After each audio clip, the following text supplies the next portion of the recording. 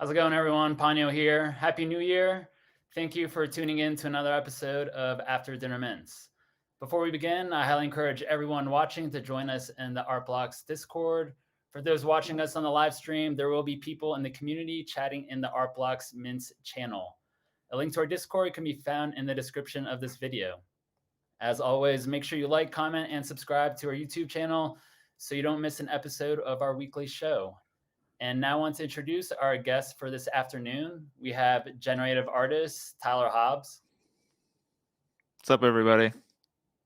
And then we have Art Blocks collector Bonafidehan. Hey, everyone. Today we're using a discussion format that we've used in the past where our guests will have a discussion with each other. If you have any questions for either of our guests, please send me a DM directly at Panyo. I'll plan to bring them up at the end of their discussion. And with that being said, Bonafidehan and Tyler, floor is all yours. Wow, Excellent. This is gonna be really good. Yeah. I don't think I've done this particular type of arrangement before, but I think as everybody else will see, Han is a very interesting person, and I think we got a lot of pretty good topics to talk about here. Yeah, likewise. I've been looking forward to this, Tyler. Yeah, This is yeah. gonna be fun. Me too. Yeah. I was gonna ask. So as some people might know, recently I had the incomplete control drop, which was an Art Blocks playground project that had some in-person minting, and I was lucky enough that Han got to attend that in person. And I was gonna say, Han, what do you think? What do you think about in-person minting? This was like, you know, I personally had gotten to do it a couple of times for Aaron Penne's Rituals project, and then Jeff Davis Reflections, and I thought it was a super cool experience for both of those. What did you think? I think this was your first in-person minting, right? It was my first one, and I thought it was incredible. The whole kind of the way that the community was there in real life, and then being able to see the mints born, and then having like the music where each one of those things accompanied it, and it also was kind of perfect. It was almost like a jazz production, which actually matched what IC was. The whole experience, I think, was really interesting. I think you mentioned before that a lot of people will be doing in-person mints like that. I'm looking forward to it. It was an experience. Yeah, Yeah. I think we'll see more of that too. I will say, for any other artists that are thinking about doing that, it ends up being an incredible amount of work to plan an in-person project. You get so used to doing everything online, and with NFTs, you can kind of forget how much goes into creating a physical experience.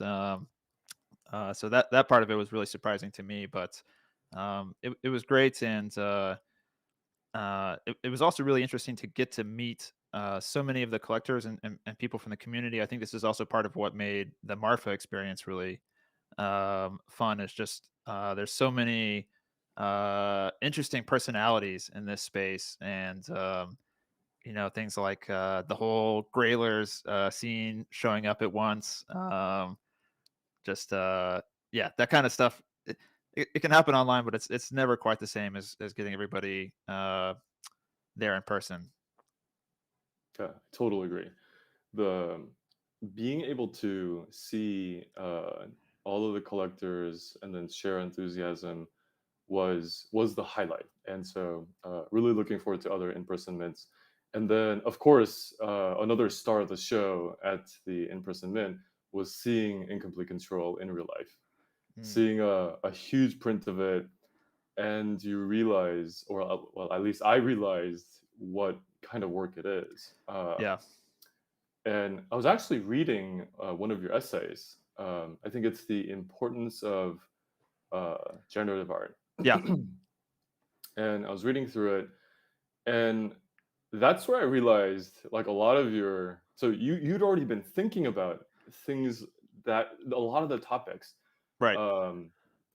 One of the things that you mentioned was you talked about materials. Right. So like Here's a quote.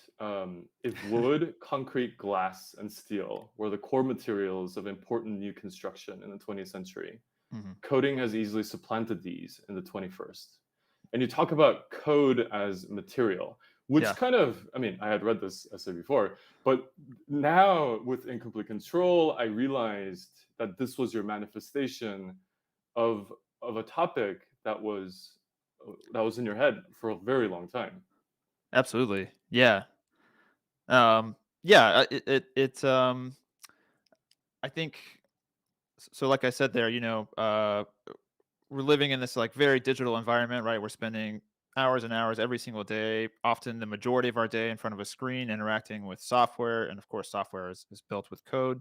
And everything that we build out of code has a particular bias towards a certain aesthetic and certain behaviors, right? Like everything about computers and hardware and software is engineered in order to behave perfectly, to do things, in a straight line and never to miss a beat. And um, I was really curious about if we could sort of play with some of those defaults and maybe shift them a little bit more towards what we find in the analog world, which is all these materials have more flawed characteristics. It's almost impossible to do something perfectly in the physical world. And so I was curious about, for incomplete control, um, trying to play with that idea of imperfection, allowing things to not be so precise, allowing there to be bugs and errors in the code, allowing for things to be misplaced or shuffled around or broken. And I think there's a certain level of depth and richness that comes from those types of properties in the analog world. And I was interested in trying to capture a little bit of that spirit through a generative algorithm. And of course, at the same time, this is happening through programming, and you can never really escape that. It's always going to sort of have those inherent biases still, despite any efforts I might make there. Um, so kind of forgot where I was going with that, but yeah, I mean, I mean, yes, incomplete control is very much about examining code as a building material and questioning some of the defaults around how we create things with code. Just as artists in the past questioned how we create things with steel and concrete and glass, and whether there are more interesting and humane and artistic ways to use those materials towards better ends. Totally. By the way, I love reading your essays. Thank you. Thank you So very much. I personally think that 25 years later, I personally think that your essays will be studied by artists and art students, and so I do love reading your essays. Thank And you. one thing I just wanted to mention was that so a lot of the ideas that you brought out, it's the first time it showed up, at least in Fidenza's, was Mhm. in soft shapes, Definitely. which, yeah, I think you tried to replicate and reproduce a lot of the imperfections in reality. Yes. Um, and in many ways, you reached another zenith with incomplete control. So I was Thank very you. excited about it. Yeah, yeah. I love that you spotted that connection because I definitely thought a lot about that connection as well. Soft shapes was really, like you said, a first start on that, and with incomplete control, that was almost a starting point for some of the textures that I developed after that, and some of the thoughts of imperfection and micro detail and layering multiple patterns. And so, absolutely, there's a big connection between those two. Yeah. um, which this is actually kind of leading me to something that uh, I wanted to talk about a little bit, which is um, what do you think? Uh, actually, let me ask this question first. What interests you, Han, in a project? What kind of characteristics do you find in different artistic projects that you think are compelling? and that make you interested in collecting them? Yeah, that is a good question. As a collector, certainly. So there's a quote in Fahrenheit 451 by Bradbury, and they are, I think it was the protagonist, and or no, it was Faber. Faber. Oh my God, I can't believe I'm remembering all the characters' names, but Faber, I think, was describing why art is good. What makes great art great? Um, and it was talking about how you can put art under a microscope, and you can keep digging and digging, Mm, and it has a materiality and existence of its own, as if it's alive, and you keep looking at it and there's depth, and you keep looking at it and then there's still more depth. And so a lot of mm. the art that I really love is that kind of thing, and I think that's why it stuck with me, that quote. Yeah. I realized that a lot of the stuff that I look like and love to collect are the things that, for example, I could stare at this Fidenza all day long. You know, it's such a beauty, and Is it? but- But yeah, there's multiple reasons why you can appreciate it, or a project in general, right? There's more layers. It's maybe not just a surface aesthetic that you like, but maybe the the conceptual basis for the work, or maybe a way that it's related to some other real world phenomenon. Is that fair to say? yeah, certainly. The so to take an example for like incomplete control, a lot of the people listening may not know. I ended up collecting 12 of them. So I Which is traded amazing. away. I, I traded away a lot of my Fidenzas to acquire incomplete controls. Sorry.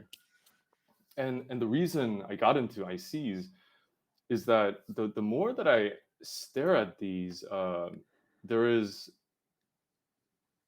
I I see a lot of. So for example, I look at this thing, and I get a sense of rhythm and Mm, song yeah. in this piece, and there's something.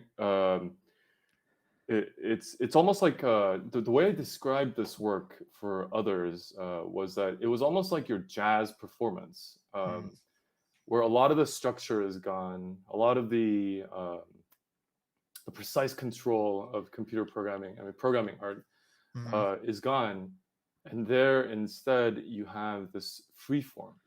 Yeah. And so long story short, the things that I love are the things that have this like almost immeasurable depth, and Yeah. I keep looking at it. So that's the stuff that I love. Yeah. Yeah, That's fantastic. Yeah, I think yeah, just to touch on incomplete control on that aspect a little bit. That was absolutely my goal for this project, was to go much deeper on one idea, and to try to create work that you could appreciate for many different reasons within just a single work. Fidenza, I think a lot of what people appreciate about it is the variety across multiple works within the collection. But part of my goal for incomplete control was to create a lot of that variety within the single individual work.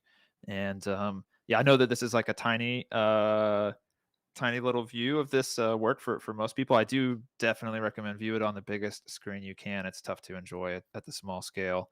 And like Han said, the prints are kind of the next level too. So I'm hoping that people will get to see those so that they can um, enjoy the work as it at its best, where you can kind of take in all that detail. But yeah, just to on my own take on, like, what interests me in a project. I think you're totally right. I think there's that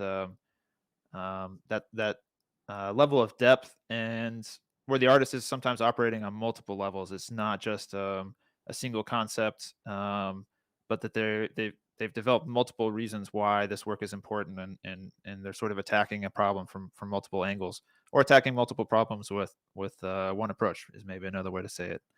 Um, totally. um, all right, Han, I'm gonna say I personally think you're one of the best collectors out there. I'm sure that I'm like, highly biased due to you, being an amazing supporter of my work, which I'm forever grateful for.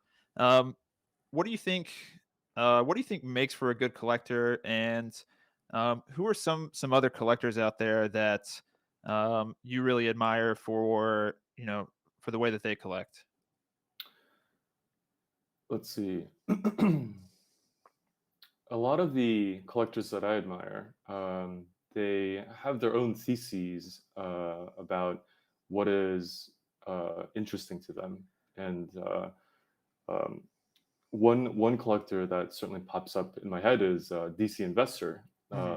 largely because he Amazing was one collection. of the yeah he was one of the reasons that I got into crypto art as a collector, of course, and um, I, I definitely admire the way that he thinks about the art in such a long term, and then puts it into the historical context of what's happening Yeah. as a movement. So that was really cool. And so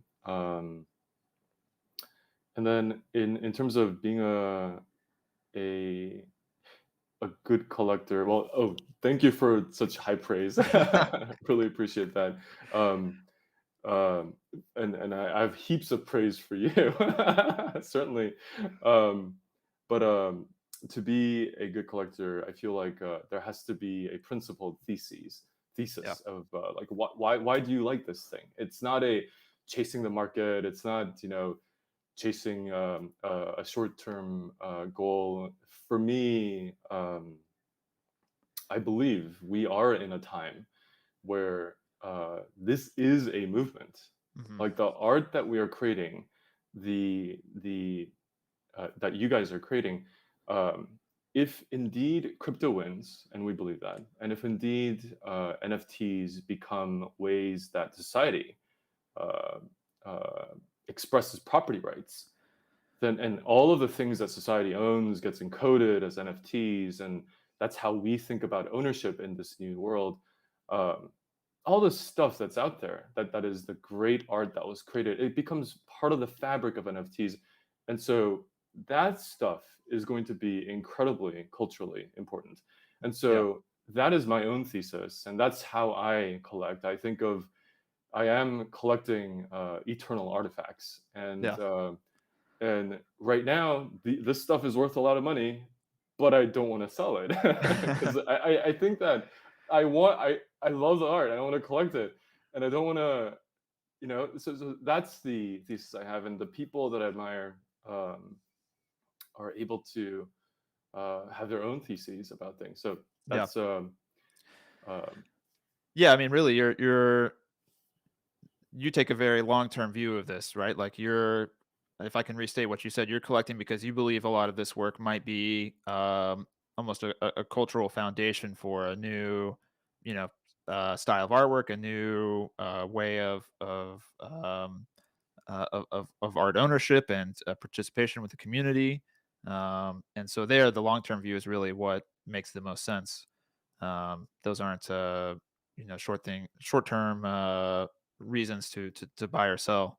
And yeah, I mean, I have to say, like, I definitely am much more in line with that long-term collecting view as well. I collect a lot as well. Maybe we can show a little bit of my collection here.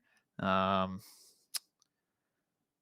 Yeah, I mean, I have a much more, I'm gonna say insider view. A lot of generative artists that you see on art blocks, I've been um, watching their work and talking with them for years, and so it's amazing to be able to see what they've been uh, building up to, how they've been, part of the scene. Um, and being able to see as well, when a particular work is really a groundbreaking work for that artist, and so I am very biased towards art blocks in the particular generative art scene. That's really what I collect the most. But well, yeah, here you see pride. I would say maybe the pride of my collection, all these archetypes. which is fantastic work. Um, but I think that's yeah, like archetype is not just great because of the project itself, but also because I've seen Chettle creating fantastic work for many years, and so I know that long term he's an incredible artist, and he'll continue to produce really amazing work. Um, so I personally also love collecting with kind of that long term view in mind. Since you mentioned archetypes, I know that's one of your favorite as well.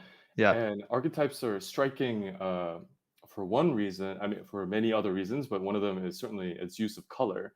Yes. Oh I my actually God. had wanted to ask you about how do you create color palettes? So Oh, I look okay. at I look at Lux, Yeah. which is one of which is I would say it's the most common color palette in Right. Fidenza, Right. but it's one of the Can you pull it's one up really on oh your? yes. Yeah. Yeah, let's bring this one up. I think this is really good. This one. Yeah. Yeah, perfect. Yeah. Yeah. Yeah, so my way of like developing color palettes is very different from Chettle's approach, and I mean his are outstanding. Like he's like top of the game in that, in my opinion. But for my own work with color palettes, it's interesting. It's evolved a lot over the years. I've always tried to um, find my own way with colors, and I think a lot of my tastes in colors are influenced by my background in painting. I think that a lot of the colors that I tend to enjoy um, are ones that you might find in painting as well. So there are certain colors that are like a big time reoccurring character in my work. The reds and yellows, you'll see over and over again in my work. The background color in the Lux palette, this sort of like creamy off white, I found to be really useful in a variety of contexts. And so for a palette like Lux, it was really over the years I've been able to find other colors that work well with those ones that I like. So red and yellow are like always going to be my favorites, I think, and I'm basically finding filling out the rest of the cast of characters to support them. So I use other colors very strategically, right? So I'm thinking a lot about whether they're high impact or low impact in terms of saturation and lightness. So here we'll see like the slightly darker kind of newsprint color, the light blue, the pink. These are adding some color variety in without it being high volume. And then other colors like the brown. Um, that's a way to again add more color variety and add some darker values without it going into like full rainbow territory. So I'm always thinking about how can I add that variety without going overboard while still keeping it sort of consistent. And so that's why you'll see, for example, multiple shades of the same hue of blue here, um, and a lot of attention to not oversaturating colors. So yeah, my color palettes, they evolve organically, and I start with a core foundation, like I said, usually red and yellow, and working on what other cast of colors can I add in um, to fill it out a little bit more. But I will say Lux is probably, in my opinion, like the strongest color palette that I've created. And Incomplete Control, the color palette for that was based off of Lux, but I took it in a different direction. It was a little bit softer and a little bit more understated as well. Yeah, and I I really agree about the Lux. It is a work of art, Thank you. Lux. Thank you. Thank you. Yeah. And also since you mentioned the different hues, Mm, uh, um, so Party Time was very interesting to me because yeah. there were such subtle color grades, Right. but it all fits together in this remarkable way. And I just wanted to mention that since you mentioned the blue and the hues and Yeah. yeah.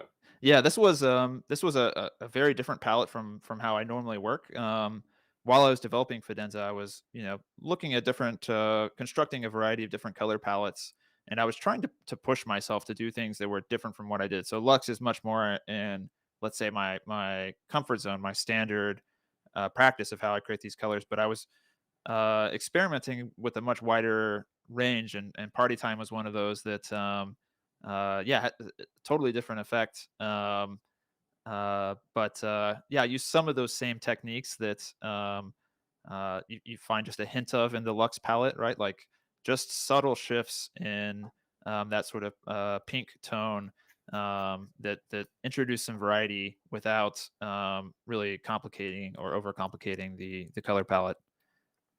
Right, right. It's quite beautiful. Thank you.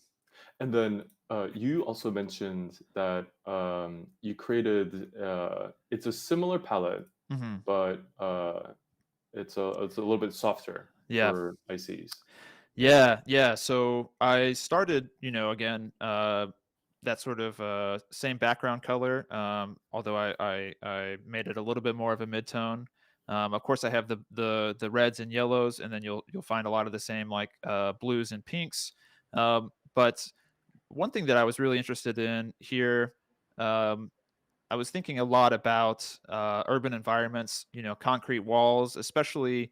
I kind of love those walls that get tagged over and over, and you see that they like go up and they'll use the roller and like paint over it like dozens of times, and you get all these slightly different shades of gray on the wall for whatever reason. That really catches my eye and my interest, and so for incomplete control, I worked a lot more grays and neutral tones into it. So you'll find the dark grays, the mid-tone grays, the light grays, and then a lot of tones that probably won't come through on this video feed that are just very subtle variations of that background tan color there, just as ways of almost erasing what was there before, but introducing a slight variation. Um, and then yeah, I experimented a little bit more with the colors, introduced some greens and some purples that are not super common for me to work with. Um, but so you'll see those pop up in a few places. Yeah, that's a good example of the greens there. Um, uh, and Got it. yeah, really, you know, um, I also tried to find a way with incomplete control to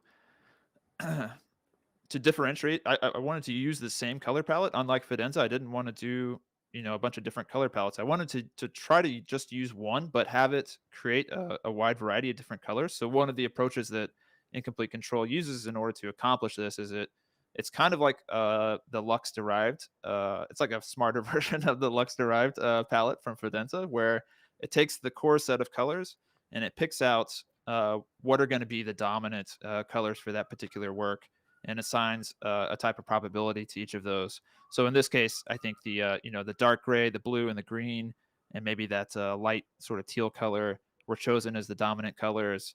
And then there's just a small probability for other colors to be introduced. Like we see some pink at the top, some white there in the middle, and the image is a little small, so I can't tell what else is in there. But um, that's why even though it's the same palette, you'll see different incomplete controls can end up with very different overall balance of the colors, which is something that you know in Fidenza, like say within the Lux palette, doesn't happen as often in this way. Wow.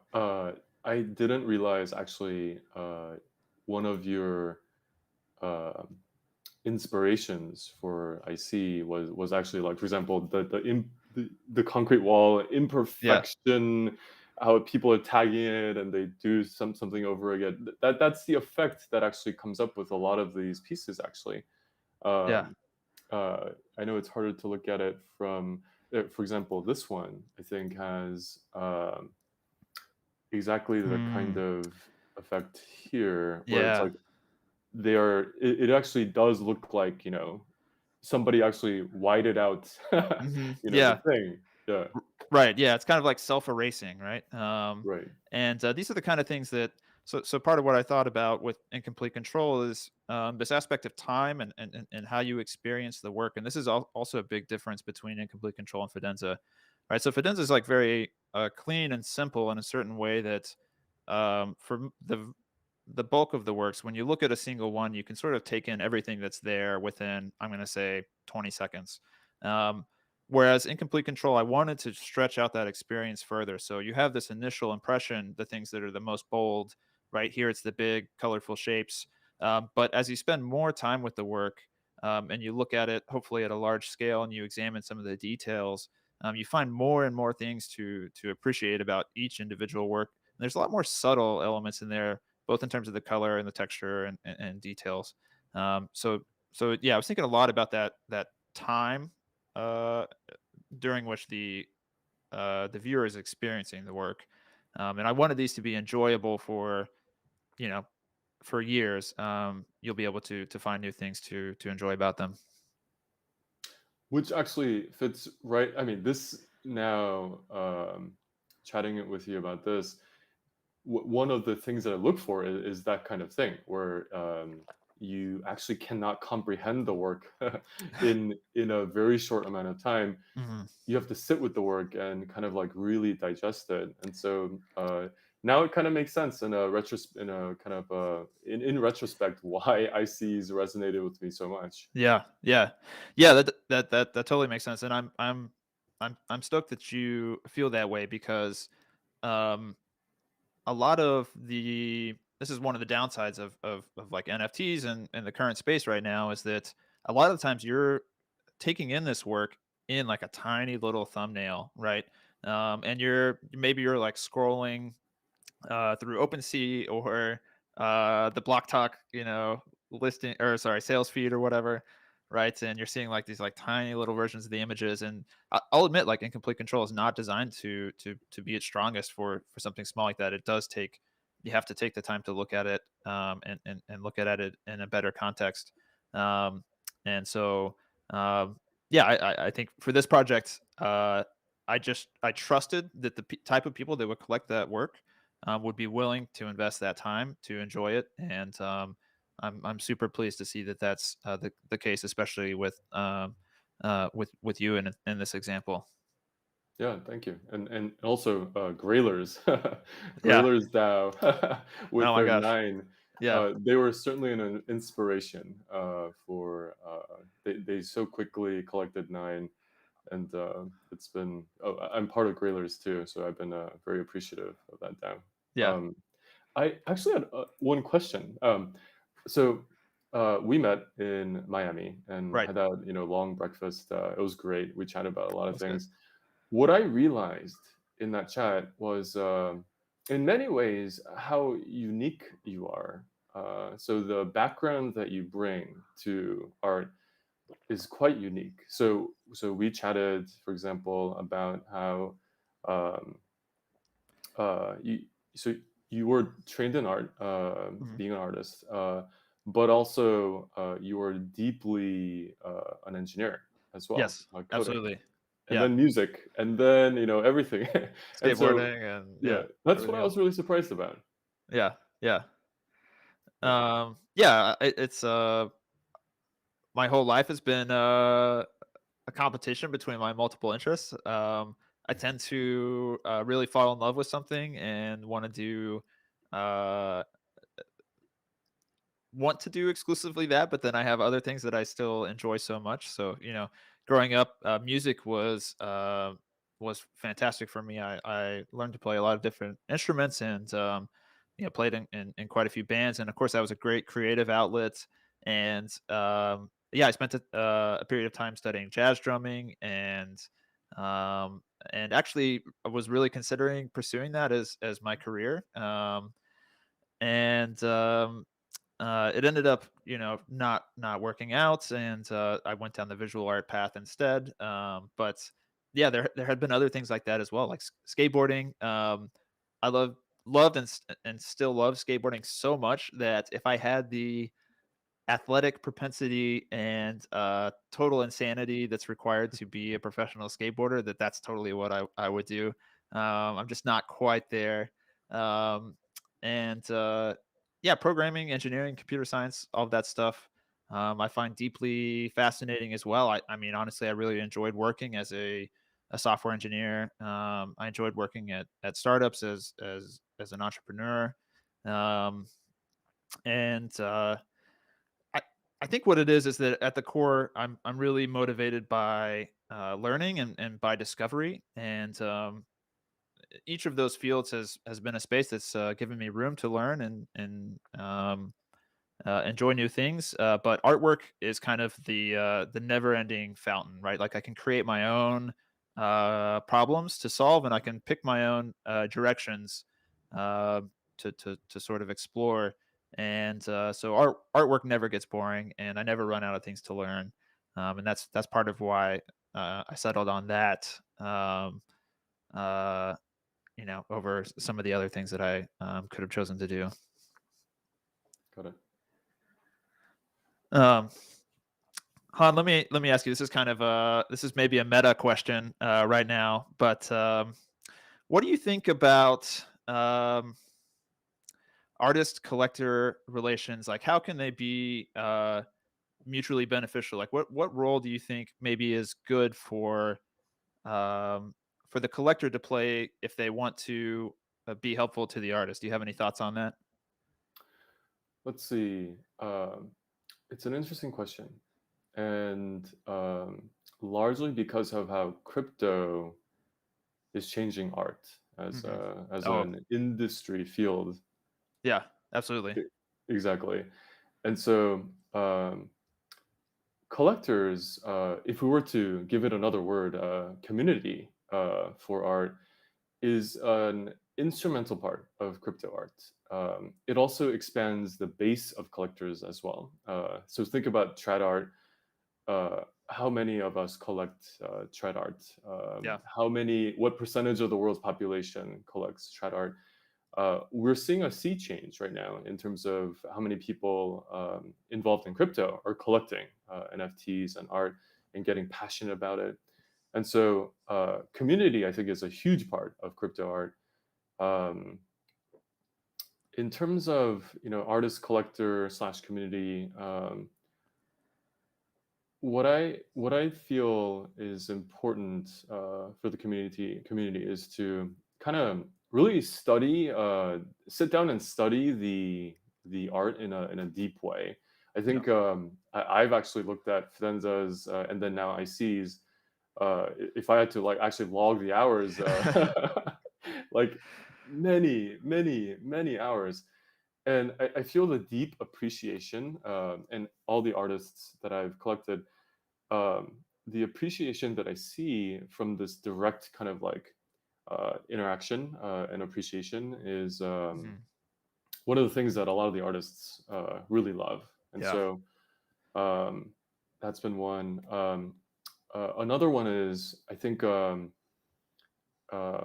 crypto art gives us a different way to show the art. In that, Mhm. let's say you had a painting, right, and it was in your living room. Right. Who sees that painting? I mean, especially in COVID, where Right. we're not mingling, You, right? a couple of friends a year, right? Exactly. Mhm. But now with crypto art um, and NFTs, we can have a gallery, right? And now this is very much Yeah. almost like an identity. Like I look at the rhythm of the 4-3-2-1 of this like Fidenza collection that I have, Yeah. and it speaks poetry to me. It's like music, I Yeah. feel very proud of it. And so um helping, so if you love the art, helping the artists by displaying the art and like talking about it has been, I Definitely. felt, was like something that would help the artist, and it'd be great, and supporting the artist. Yeah. And as a collector, it feels so great too, being able to do that for artists. um Ab- and then go ahead. Absolutely. Yeah. Yeah. And I think that even ties into your first point about, deeply understanding the work. I think some of the coolest things that I've seen from collectors, like yourself, is where you're able to present the work that you've collected in a context, or to tell a story with it, or to show a particular view of it that oftentimes even the artist might not have considered things in that way. Like I personally love your collection here of the Fidenzas. I think one of the distinct things that you did was to collect these in terms of sets and build them in terms of sets, right? So we have the famous Went Through Grass collection, right? And some of the others that tell a different type of story. Um, and yeah, as an artist, it's you're not always able to find the right words or the right story to tell about your work, and you see it from this very insider view, and it's so it's amazing for collectors who truly understand the work to be able to talk about it with others, and to educate, and yeah, I think as an artist, like, that's one of the most amazing things to see, and yeah, just sharing the work at all is amazing, and that's one of the things that is cool about Deca as well. I've been using it on my phone, and I've been seeing a bunch of new work that's not from my collection, and work that I hadn't really taken the time to look at carefully before, um, but just having it there. It's been really great for like discovering and enjoying some new artists, getting to learn about new artists. Do you want to?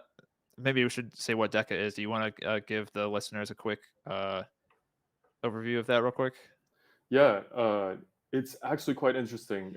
I myself have actually, I mean, I built the thing, but then I myself was so surprised at the kinds of like I have this autology here on my Oh yeah, phone right now, yeah. and it's a different experience seeing the art. So basically, what Deca does is it gives you art on a daily basis on your phone, on all your devices, and I myself have had the exact same experience. I've begun to appreciate things that I have not been looking at, Yeah. and I'm like, wow, this is actually really cool.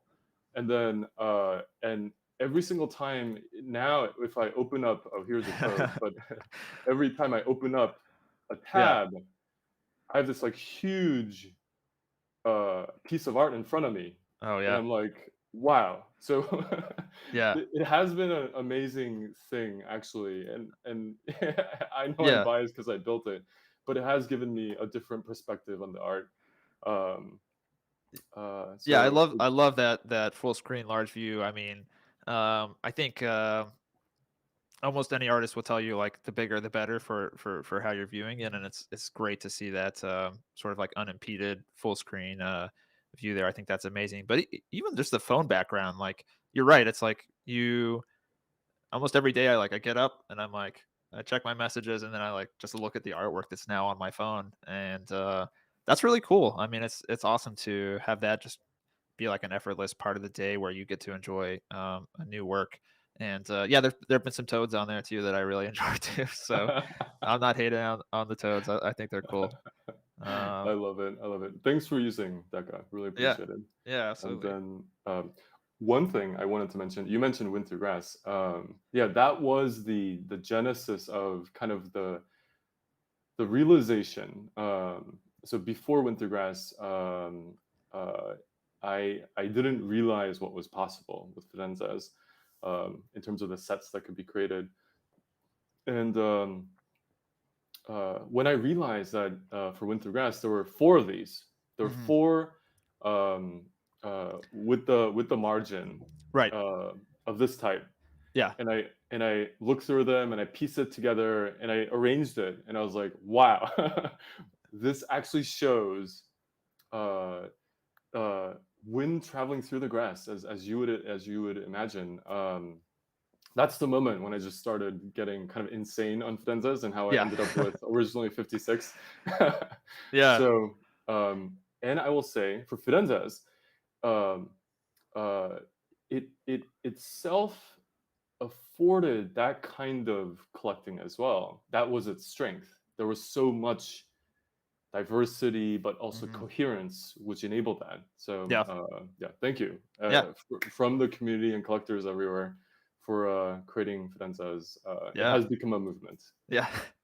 Which has been crazy to see from my perspective. But yeah, I think one of the really wild things about you personally during that time was just your level of conviction. I think collecting. I think there were some other collectors that were really interested and were building pretty amazing collections. But I think you dove in with a level of conviction that nobody else had seen yet.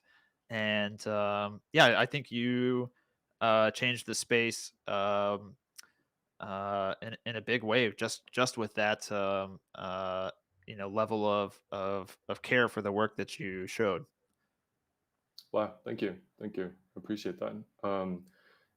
It was, I would say, it felt like an obsession at the time once I Yeah, realized I could create sets. yeah. I think And everybody else would call it an obsession too, based on how you were behaving at the time. Yeah, there were a lot of good exactly, memes that came out of that. So exactly.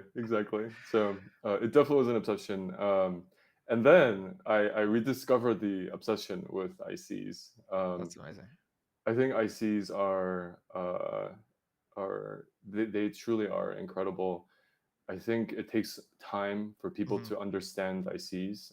for sure. They are, I mean, frankly, they are like next level work. And so, really appreciate all the art that you've created. Thank you. I think you are a leader in this space. And I really can't wait until I see the next works that you'll produce. Yeah, thank you. Thank you. Yeah. Um, let's see. I was looking at the time here.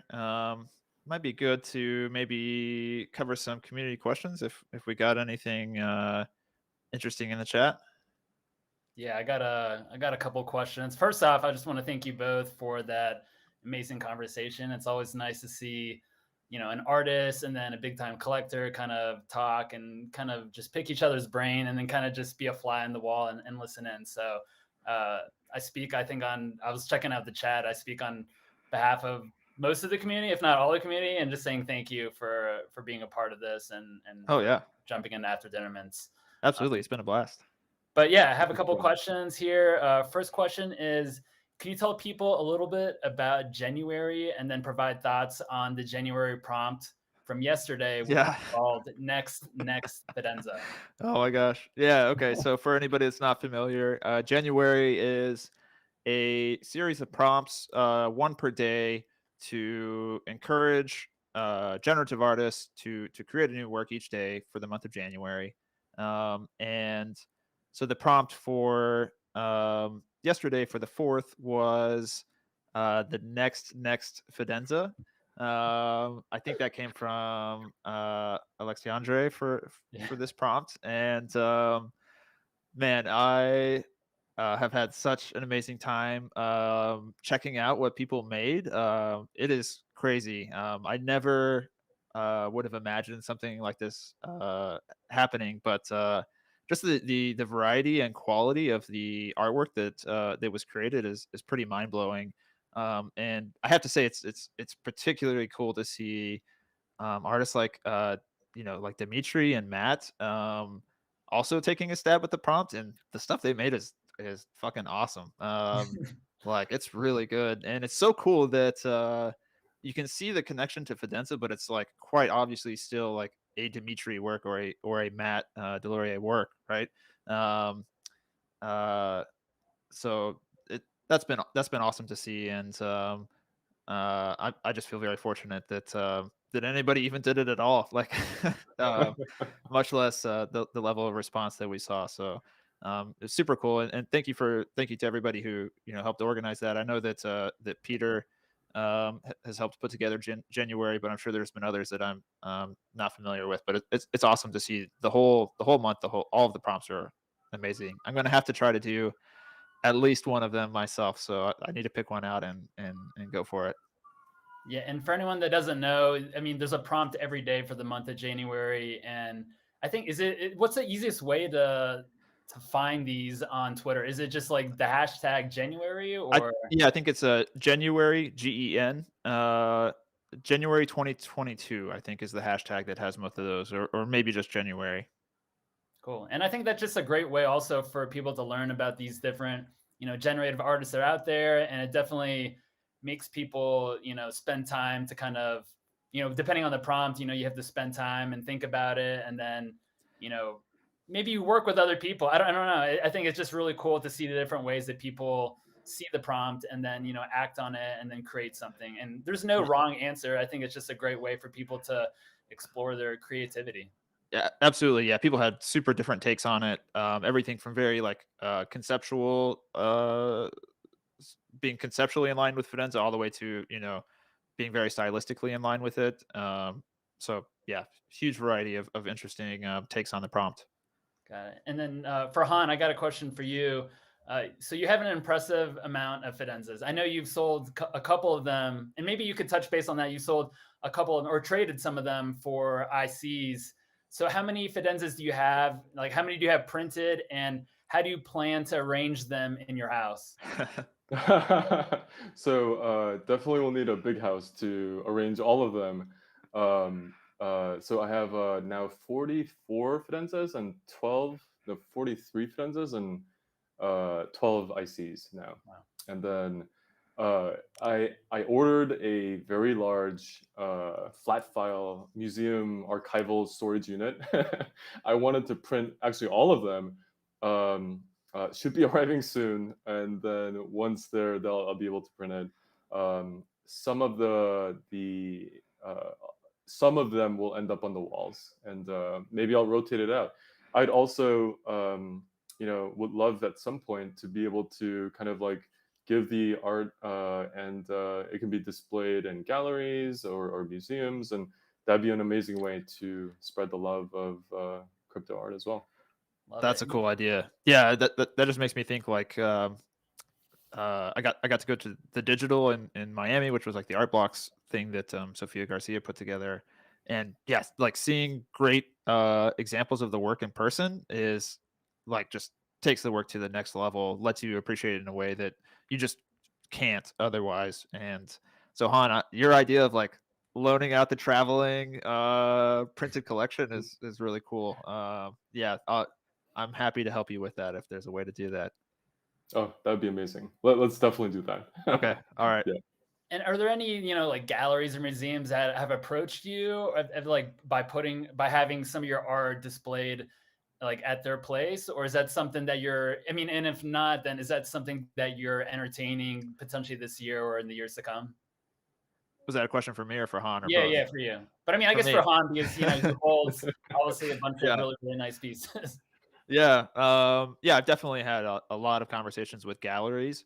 And there it's a balance between, do I want to like use existing work or try and create new work for the show? And if I'm creating new work, I want to make sure that I'm creating the type of work that I'm interested in creating. And so I'm trying to be very selective about the environment. But for example, I had a work that was shown and sold at the Institute Gallery out of London. And this was a 2021 work that was kind of a precursor to Fidenza.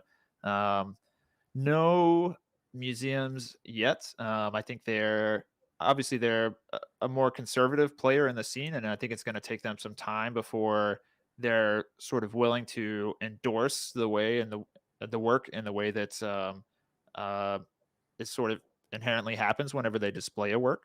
So I'm perfectly happy to be patient, and I think they'll come around sooner or later. So for me, I'm mostly just focused on creating new artwork that is interesting to me. Great. And then as far as, displaying the art, I think that's always been something that people talk about. Some people prefer it printed, some of them digitally, and it depends on the frame and the style of frame and how big. Like for you, as far as, Fidenzas and ICs, how would you best display that if it were to go inside of like a gallery or a museum?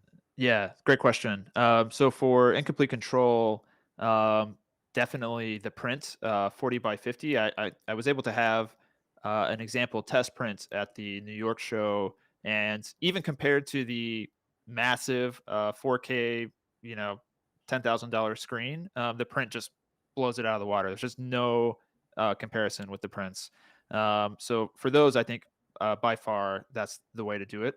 For Fidenza, I think they hold up a little bit better on the screen, just because they are simpler, and they don't rely as much on texture and fine detail and the subtle color differences that incomplete control has. With that said, I still think the prints are the superior way. The exact size probably depends on which particular Fidenza we're talking about. I've had a very large number of collectors order 40 by 48 prints, which are nice and big. But even the smaller size ones look fantastic, I think. So I think for my work right now, prints are the best option. As display technology catches up, maybe that'll change. Maybe different styles of work are better suited for something else. But at least for my work, I think prints are the way to go. Cool. And then, do either of you collect physical pieces of art from non-NFT artists? Oh, big time. Yeah, I Like got a lot of which it. artist for both of you? Also, I'd love to hear from Han as well. But yeah, I have it's kind of a mixture. I should probably do like a video tour at some point. Paintings. I like landscapes and still lifes and portraits and well, actually here I've got. Let's see here. I'm gonna pull one off my wall right now. yeah. That'd be Okay. So this is like a this was done by a local Austin artist, and it's done with charcoal and ash. And I don't. Hopefully, this is coming through okay. But this was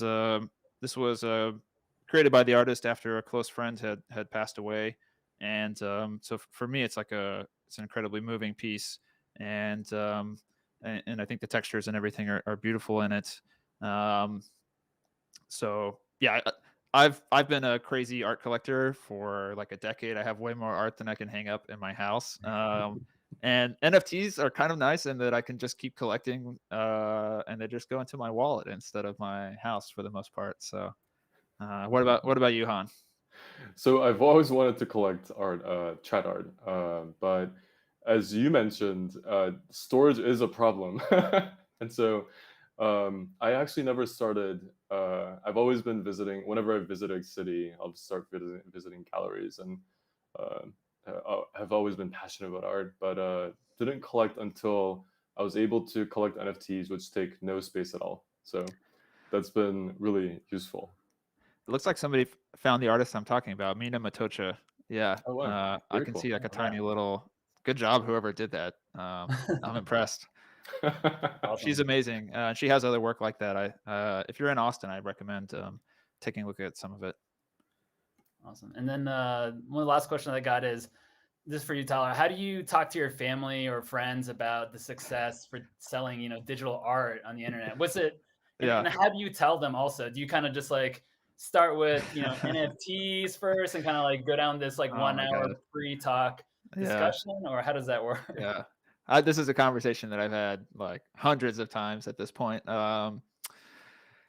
It depends. I mean, I usually don't go into the full story. Usually I'll say something like, yeah, there's this like cool new way to, sell and buy artwork on the internet, and it happens to work really well with generative art. And yeah, if they're a little more technically inclined, I might explain, the blockchain. I might explain NFTs. Most of them already know, about generative art because I've talked about generative art before. But yeah, I mean, I don't usually talk about it much unless I'm asked about it, just because otherwise I'll be talking about it all the time, Yeah. and it's Yeah, nice you to want to talk focus on about your something art. else. Yeah. Yeah, it's nice to talk about something else, and uh, I don't know. I'm I'm like an introvert, and so I'm not naturally predisposed to want to, like, I don't know. It feels like bragging sometimes a little bit. So uh, but yeah, there mostly I just I try to encourage people to behave responsibly if they're getting excited about like NFTs and crypto and all that. Like, I'm like, yeah, don't buy shit coins. Like, don't buy the latest like, PFP that's getting dropped or whatever. That's the other like side of the story that I try to tell people when I'm teaching them about this stuff. Great. And then I know I just want to keep an eye on time. I know we have a couple other questions, and for people that if I can get to your question, feel free to drop it in Tyler's channel inside of the Artblocks Discord. But yeah, the last question I kind of have for both of you is, what's next, especially for you, Tyler? Like, are you going to take some time off and kind of then recharge and focus on creating another project? And then for you, Han, like, for Deca, do you have any plans for that down the road, or what do you both have upcoming in the next for the new year? You want to go first, Han? Sure. Deca has consumed my life. It's we're building something really interesting. We want to help people discover new art and be able to explore and appreciate and share. And so many things coming down the pipeline in terms of so for example, if you create a gallery on Deca, automatically all the people who have Deca installed on their phones, on their computers, it starts showing up. So you essentially spread the appreciation of your art on everybody's devices, which is really cool. And so the team is going really fast. We'll have 6 people total at the end of January, and we're hiring a bunch more. So really exciting stuff. Really excited where Deca is going to go. Fantastic. Yeah, I can't wait to see that as well. Thanks. For me, it is a little bit of a recharge moment for me. I'm maybe some people have heard me use my farming or gardening analogies before for making artwork, but this is where I'm preparing the soil. I'm preparing like the compost. I'm like throwing all these ingredients in, right? So I'm trying to look at a lot of artwork. I'm trying to read. I'm trying to take my time and be observant about my environment, and to do more sketching that doesn't have a particular end goal in mind. So that's part of what I'm doing right now. But I have a couple of large projects planned for 2022 already, with some more potential ones. So one of them that I'm real excited about is I'll be working on a mural in Italy, and I'll be collaborating with some other artists that I'm super excited about. So I'll be sharing more details about that. And then another let's say mystery NFT project that might come out later this year. Can't give any details about that one yet, but that should be exciting. I think in general, I don't like to repeat myself. I always like to try something new, see if I can, discover or learn something along the way. So I think any projects that you see from me will always be a little bit different from anything I've done before. So for anybody that's actually hoping for the next Fidenza, whatever comes out will be a little bit different. So yeah, we'll see. Oh wow, I'm so excited for the work that you're gonna do. Yeah. Yes. Yeah. I'm really excited. And then, before we kind of move to news and notes, could you both provide ways for people to contact you, maybe check out their websites, even for Deca as well? So my handle is bonafidehan. So on Twitter, bonafidehan. Anybody can reach me, also on Discord. And then if you want to see the gallery, deca.art/bonafidehan. And then we'd love to chat. And for me, my handle pretty much everywhere is Tyler X Hobbs, Hobbs. My website is tylerxhobbs.com. On there, I have a link to my Discord server as well. That's a little more focused just on my work. So pretty active on Twitter and Discord and Instagram as well. And if you want to see more of my older work, my website is probably the best way to do that. Perfect. A question, Tyler. Sure. And you don't have to share it, but is that mural going to be in the city of Fidenza? I will at least be going to the town of Fidenza. I don't have an exact location plan for it yet. Yeah. Got it. Wow, to be a resident in the town of Fidenza, Italy, must be kind of Can I say the mayor of Fidenza DM'd me on Twitter? So